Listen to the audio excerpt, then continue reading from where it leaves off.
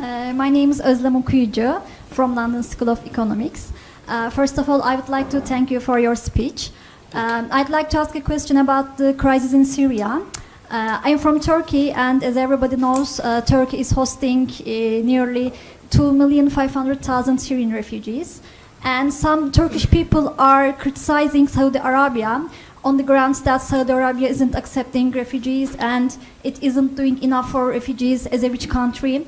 And as you said, there is a responsibility. You said that Saudi Arabia has a responsibility in terms of it's a center for Islam. So some Turkish people are also saying this. It's an Islamic country, so why isn't it doing enough for Syrian refugees? So I'd like to ask about this issue. I'd like you to elaborate on Saudi Arabia's refugee policy. Okay. Thanks. Thank you. I'll ask you to take that directly. Yes, thank you. I think we could have done a better job explaining what we've done with Syrian refugees. Saudi Arabia has issued more than 2.5 million visas to Syrian refugees since the crisis began. We put out a statement. Nobody noticed it. 2.5 million came to Saudi Arabia. I think 600,000 or 700,000 still remain in Saudi Arabia. Not one of them lives in a refugee camp. And not one of them lives in a tent. Because the custodian of the two holy mosques ordered that all Syrians who come to Saudi Arabia be provided residency permits so they can send their kids to school, so they can have access to medical care, and they can have access to social security, and they can get a job.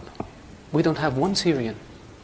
Of all the Syrians who came to Saudi Arabia, 2.4 million, not one of them lives in a tent. And the same thing we did with Yemenis. Since the war in Yemen began, almost 1 million Yemenis came to Saudi Arabia as refugees.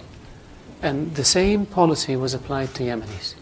Not one of them lives in a refugee camp, and not one of them lives in a tent. And we don't brag about it, and we don't put TV cameras in front of them, because that, to us, is what our culture is all about. These people came because their homes were devastated. They came seeking refuge and shelter and safety in Saudi Arabia, and we provided for them in a way that is dignified, in a way that doesn't humiliate them, in a way that allows them and their children to lead as normal a life as possible given the circumstances. So I really appreciate the question, so I can educate the audience about our refugee policy. Thank you. Thank you very much.